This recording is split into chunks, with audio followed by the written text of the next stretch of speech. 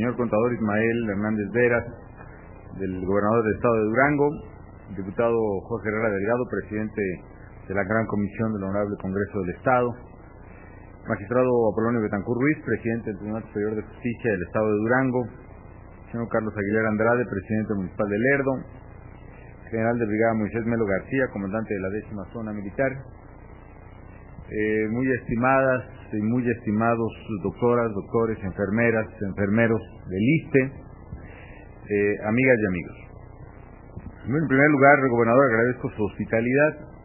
y la posibilidad de visitar la comarca lagunera, primero desde luego en Gómez Palacio para visitar las obras de la Unidad de Medicina Familiar y la Unidad de Medicina Ambulatoria del Seguro Social, que está a una cuadra de aquí y que representó una inversión de casi 240 millones de pesos. Y posteriormente en esta unidad de clínica de medicina familiar del Instituto de Seguridad y Servicios Sociales de los Trabajadores del Estado, el ISSSTE, para que ha sido puesta en operación para beneficio de la población beneficiaria de Lerdo y de la comarca lagunera. Con estas clínicas y unidades de medicina familiar y ambulatoria, el sistema de seguridad social y de salud del país en las instituciones federales van a poder brindarle a los laguneros una mucho mayor calidad y amplitud y cobertura en servicios médicos de calidad y de calidez.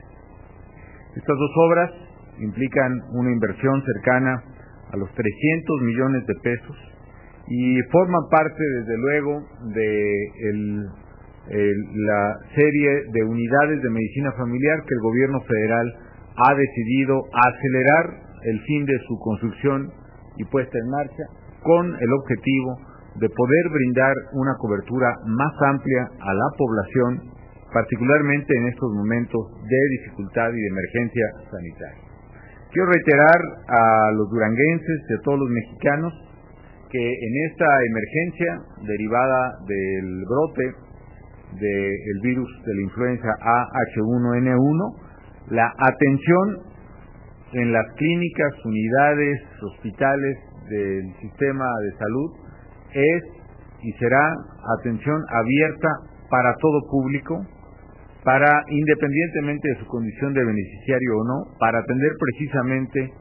a las personas con padecimientos respiratorios en lo que dura esta contingencia. Lo que queremos hacer es precisamente acelerar la puesta en marcha de las unidades de medicina familiar que se preveía finiquitar en el curso de este año, para que puedan cuanto antes ponerse a disposición de los ciudadanos, independientemente de que se encuentren o no como beneficiarios de los sistemas de salud correspondientes. Eso es precisamente lo que estamos haciendo hoy en La Laguna, tanto en Gómez Palacio, en la unidad de medicina familiar y unidad de medicina ambulatoria del Seguro Social, como en esta clínica de medicina familiar del ISSSTE que hoy acabamos de visitar. Quiero aprovechar cuál es el estado que guarda la situación, señor gobernador, respecto de esta nueva amenaza, concretamente el surgimiento del virus H1N1. Primero, la Organización Mundial de la Salud lo ha clasificado desde el inicio como una epidemia. ¿Por qué razón? No tanto por el número de casos que se hayan registrado en el momento que la declaró, sino porque se trataba de un virus nuevo, un virus desconocido, no solo en México, sino en el mundo, contra el cual precisamente no se tenía ningún conocimiento acerca ni de los efectos de una eventual vacuna, ni tampoco de los efectos de un eventual medicamento. Tenía, pues, la peligrosidad de muchos virus desconocidos, como en su momento fue el de la influenza aviar, o en su momento fue el del SARS y otros padecimientos que han asolado a la humanidad. Ante esa situación inédita, de la cual se tuvo conocimiento primero en un laboratorio de California y en otro laboratorio de Canadá el día 23 de abril pasado, esa misma tarde-noche, el gobierno federal actuó con decisión, con prontitud y con una sola prioridad, que es y será siempre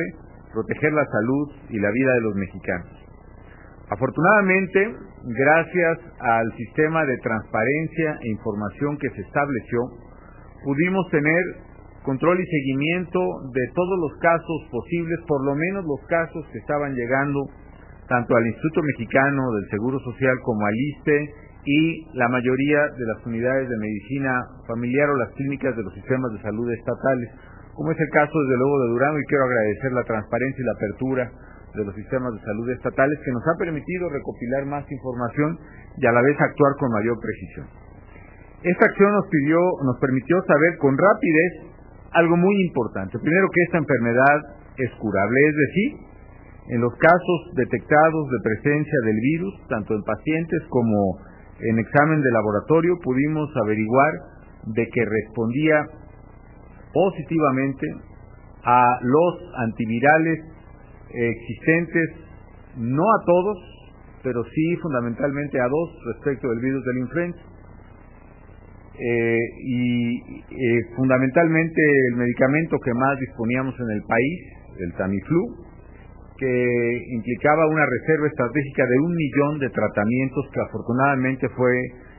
formándose paulatinamente por el gobierno federal. Una cantidad más que suficiente para poder enfrentar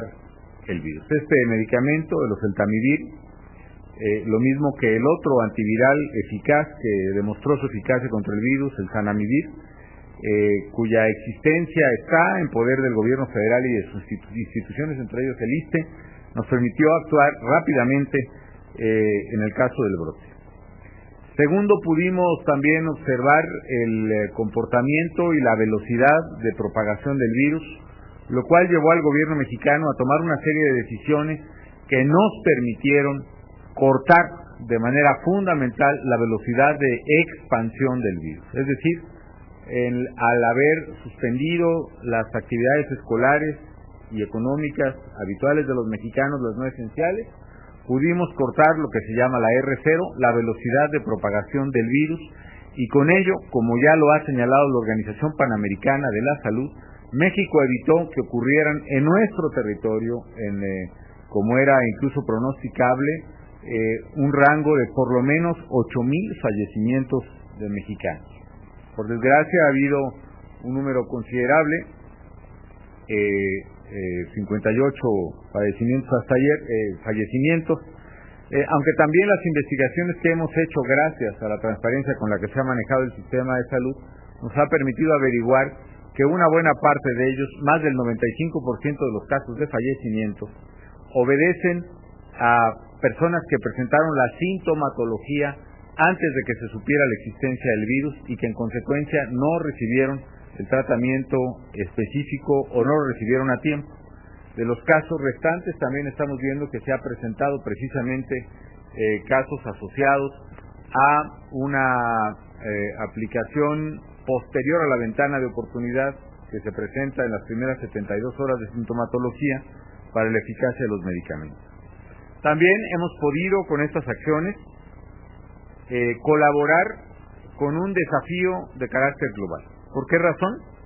Porque la respuesta del sistema de salud mexicano y la transparencia con la que el país se ha conducido permitió que todas las naciones, el resto de naciones en el mundo,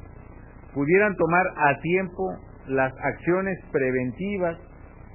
para poder combatir esta enfermedad. Por ejemplo,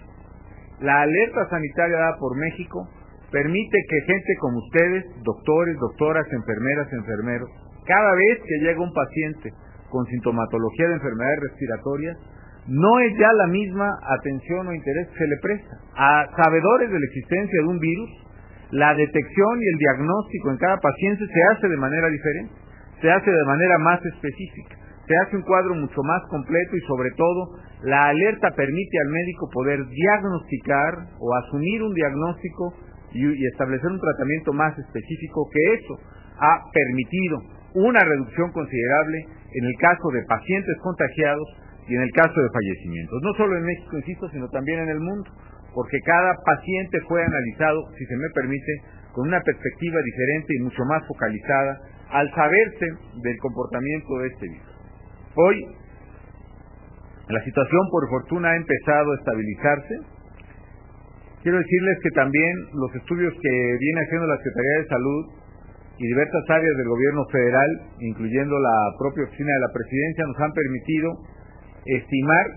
que los días más importantes del mayor número de casos de presencia del virus AH1N1, es decir, los días en que empiezan los síntomas de cada paciente, se establecieron entre los días 26 y 27 de abril. En el caso del ISSSTE, por ejemplo, el día más crítico de emergencia fue el 28 de abril, donde el ISSSTE atendió a nivel nacional 51 casos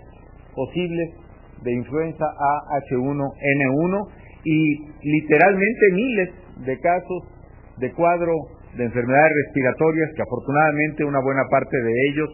fueron tratados adecuadamente y no se trataba específicamente del virus. Así que de 51 casos que tuvimos a nivel nacional en el ISSSTE, ayer, como ya lo dijo el señor director, 11 de mayo, fueron tan solo 8 casos, según entiendo, y por fortuna ningún fallecimiento, como ya no se han registrado y esperemos que no se registren en el Instituto de Seguridad y Servicio Social de los Trabajadores del Estado. Hay que decirlo que particularmente en la Ciudad de México siguen pacientes atendidos en el ISSSTE con sintomatología provocada por el virus AH1N1, a algunos de ellos, por lo menos hasta hace unos días, con sintomatología está en estado delicado. Una paciente que hemos dado seguimiento puntual se ha venido recuperando paulatinamente, pero evidentemente que tendremos que esperar a que esto pase un poco más adelante. De todo ello quiero, gobernador, diputados, magistrado, amigas y amigos de los medios, doctores, quiero felicitarles a ustedes. Quiero felicitar a través de ustedes a todos las doctoras, a los médicos, a las enfermeras, a los enfermeros de todo el estado de Durango, de todo el país, a los trabajadores de limpieza también, a las afanadoras de los hospitales, porque sé que han estado día y noche atendiendo y tratando gratuitamente en los hospitales e instalaciones sanitarias del país a miles y miles de personas con enfermedades respiratorias. Mi mayor reconocimiento por su compromiso con el país. También mi reconocimiento al estado de Durango porque ha reportado también de manera transparente los casos que se han presentado, algunos de ellos aquí en La Laguna. 3 casos han sido confirmados aquí en La Laguna,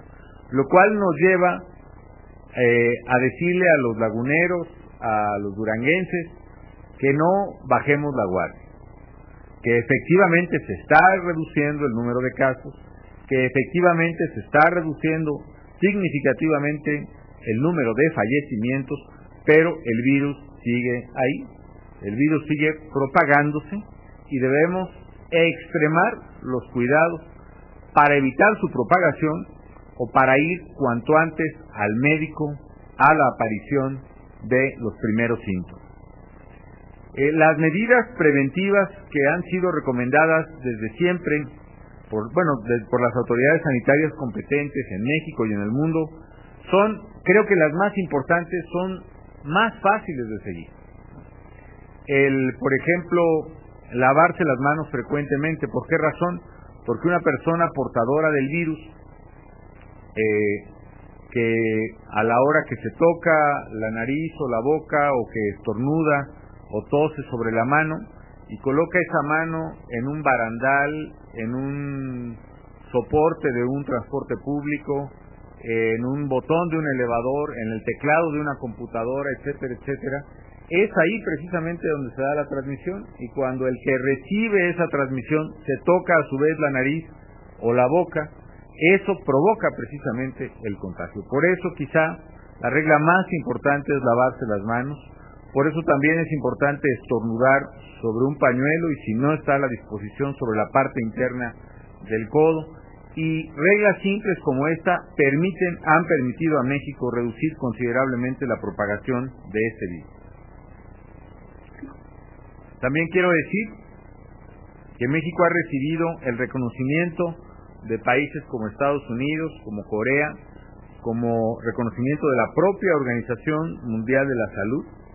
Y creo que ese reconocimiento yo debo transmitirlo a los ciudadanos, porque han sido ellos los que han demostrado la mayor madurez ante esta emergencia. Quiero insistir en guardar las medidas preventivas para evitar el contagio. También es mi responsabilidad advertir que no podemos descartar el surgimiento de un nuevo brote. Ojalá no se dé, y hasta este momento no se ha dado afortunadamente. Ya llevamos casi una semana de estar reanudando paulatinamente nuestras actividades. El próximo pasado mañana se completaría una semana de haber reanudado las actividades. El día de mañana, se completará una semana de haber reanudado las actividades económicas y 3 días de haber reanudado completamente las actividades escolares. Y aún no registramos la presencia de un nuevo brote, pero no se puede descartar, ni por el hecho mismo de volver a tener la actividad ordinaria, cosa que además veo con satisfacción, que la gente, al seguir las medidas preventivas, está evitando que se produzca un nuevo brote.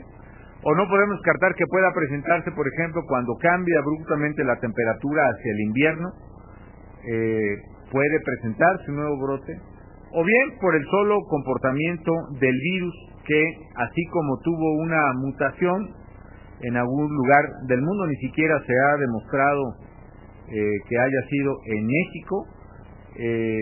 así también puede tener alguna mutación, pero por eso es tan importante guardar las medidas preventivas del caso. Estamos regresando pues poco a poco a nuestras actividades ordinarias. Yo quizá no debiera decir a la normalidad, porque efectivamente creo que nada va a ser normal o como antes. Ahora tendremos que tomar las medidas de higiene y de prevención que deben hacerse, pero creo que eso nos va a permitir, señor gobernador, tener una cultura de higiene y salud mucho más útil para los propios mexicanos. La paradoja es que, por ejemplo, las medidas seguidas por los mexicanos han sido de tal manera efectivas que pueden traer incluso resultados positivos distintos o diferenciados, algunas externalidades positivas, dirían los economistas. ¿Por qué razón? Porque, por ejemplo, cuando la gente está yendo más temprano a consulta, eso le está permitiendo al médico y a la enfermera aplicar más rápido cualquier tratamiento, de manera tal que la tasa de hospitalización